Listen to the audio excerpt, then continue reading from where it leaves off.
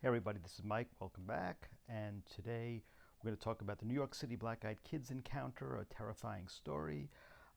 So tonight we're diving into the shadows of one of the world's most bustling cities, a place you'd think would be immune to the truly bizarre. We're talking about New York City and specifically an alleged encounter with something that sends shivers down the spine of anyone who's ever heard of them. The Black-Eyed Kids.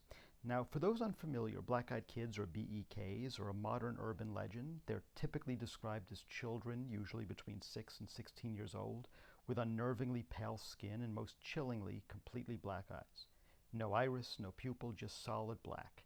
They often appear late at night, knocking on doors or approaching cars, asking to be let in or for help, but with an unsettling demeanor that just screams wrong.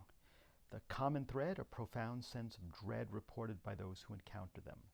Now, most BEK stories come from rural areas or quiet suburbs. You don't often hear about them in a place like New York City, a city that never sleeps. But tonight we're going to recount an alleged incident that supposedly took place right here in the concrete jungle. All right. The story comes from an online forum, a user named Gotham Ghost, who claimed this happened to a friend of theirs, we'll call him Alex, a few years ago. Alex was a freelance graphic designer, and like many New Yorkers, he often worked late. His studio apartment was an older building in a quieter part of the Lower East Side. It was a chilly Tuesday night around 1 a.m. Alex was finishing up a project, the only sound in his apartment, the hum of his computer and the distant city murmur. Suddenly there was a knock at his door, not a gentle tap, but a firm, almost insistent rap. Alex, thinking it might be a neighbor or delivery mix-up, went to the peephole. What he saw, he claims, sent an immediate jolt of unease through him. Standing in the dimly lit hallway were two children, a boy and a girl, both looking no older than 10 or 11. They were dressed in what Alex described as slightly outdated, dark clothing, almost too clean for kids, out alone in the middle of the night.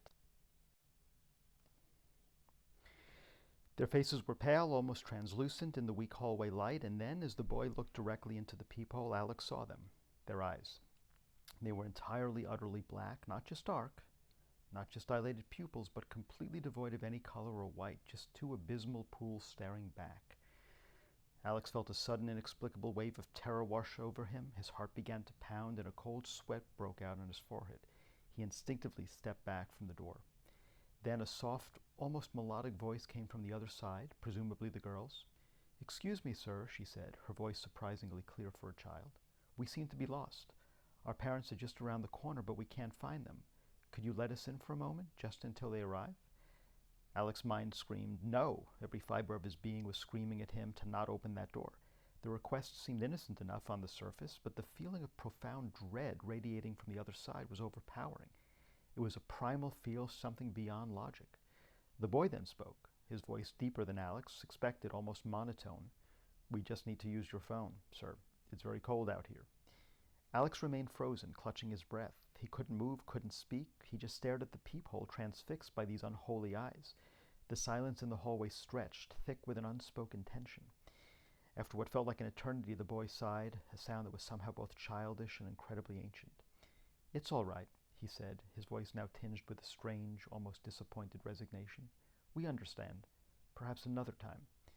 And then, as silently as they appeared, the two children turned and walked away. Alex watched through the peephole as they disappeared around the bend in the hallway, their footsteps making no sound. Alex didn't move from his spot for what felt like an hour. He eventually stumbled back to his couch, shaken to his core. He couldn't sleep that night. The image of those black eyes burned into his memory. He checked his peephole every few minutes, half expecting them to return. The next morning, still unnerved, Alex cautiously spoke to his building superintendent. He asked if anyone had seen two young children wandering the halls late at night. The superintendent, a grizzled old man who had seen everything, just shook his head. "Kids? At that hour? Not in this building. Never seen them before." Alex tried to rationalize it. Maybe he was overtired, maybe the lighting was strange, but the profound terror he felt was undeniable. The sheer wrongness of those children.